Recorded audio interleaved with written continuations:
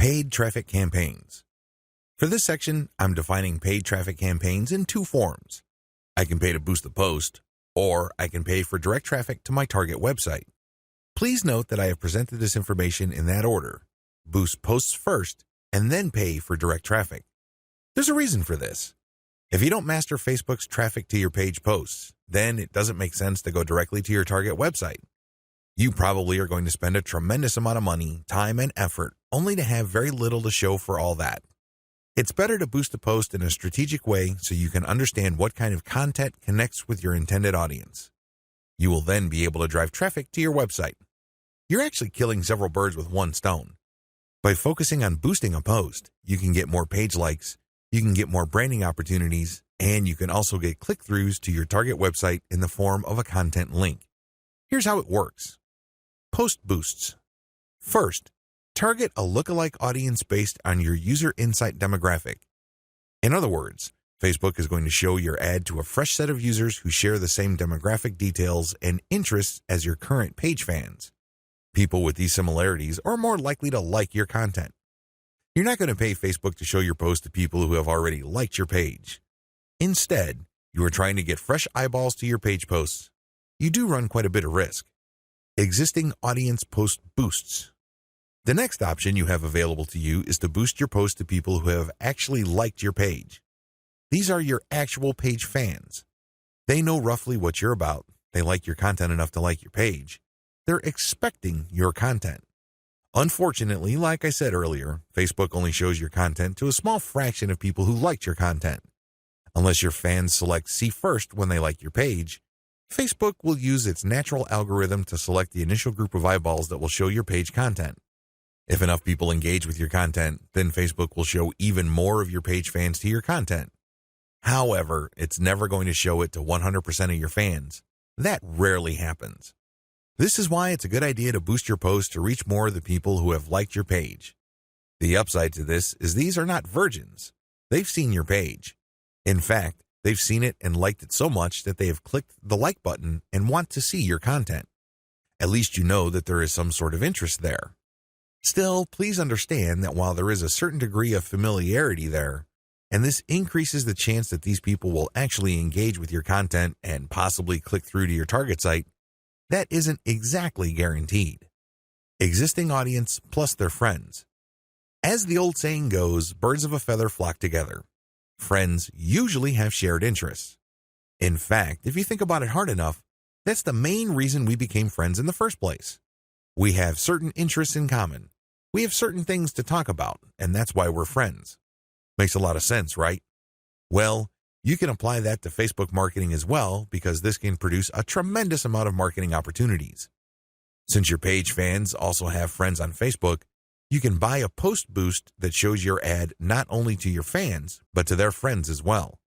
This is my favorite when it comes to post boosts because it is a cheap way of getting clicks to your target site. You reach a much wider audience.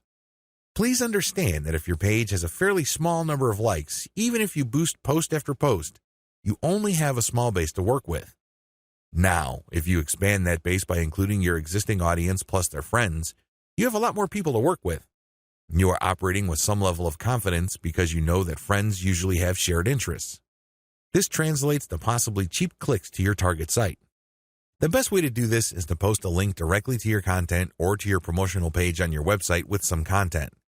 This way, when someone clicks through, they go straight to your website. They can read your commentary and some preview text, but the text should call them to action. This is the cleanest way to get direct traffic cheaply using post boosts targeting your existing audience and their friends. Direct traffic to your target site.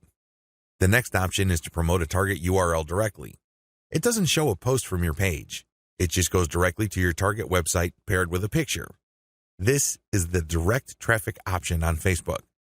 To become successful with this, you have to use the lookalike audience based on your engaged users' insight data. In other words, your Facebook page should be mature enough for you to get solid consumer intelligence that you can then use to target potentially interested audiences on Facebook. That's the best way to do this. There are other ways. You can run raw targeting. Basically, you're not relying on user insight. Instead, you're just looking for an age range and a geographic location. You're also using gender. In certain situations, this may pay off. In fact, you may get better results than lookalike audiences, but generally speaking, you should focus on using the consumer intelligence your Facebook page gathered so you can reach people who are very similar to people you know have demonstrated a solid interest in whatever it is you're promoting. Best practices. Use them to boost your results. First, run small tests. This enables you to fail quickly. People who really know their way around Facebook run campaign after campaign after campaign until they're able to connect the dots and come up with a campaign that actually works. This is why you need to run small, cheap tests so you can easily see which campaigns are working out and which ones have failed. Next, make sure your budget is low. Usually, when I run a $1 campaign, that is good enough for me. $1 a day for 7 days a week, that is good enough for me to see if an ad has potential. So, I would run several ads. We're talking about $70 for 10 ads running at the same time. Third, focus on what works. Let me tell you, when you run many small tests, the winners stand out. Either they get clicks or not. That's the bottom line. However, at this stage, you're not just looking for clicks. You're not just looking for an ad campaign that gets a lot of attention. Instead, you're also going to look for an ad campaign that actually delivers conversions. You're going to have to set up your Facebook pixel to your target website so you can track whether traffic from Facebook went all the way through. I'm not just talking about traffic produced when people click on your link and they go to a content page and they leave. That's worthless. That's not going to help you. That traffic has to go to the content page, go to the sales page, and eventually make it to the shopping cart. That's when you know your campaign actually has traction. Focus on what works. Focus on what gets a high click-through rate paired with a conversion rate. However, to get there, you're going to have to burn through many ads. This is not going to jump out at you. It's not going to be obvious. It's not going to be easy. Once you have identified that ad and you've fine-tuned it, then scale it up. That's how this works. Basically, you focus on what works and then pour real money into it.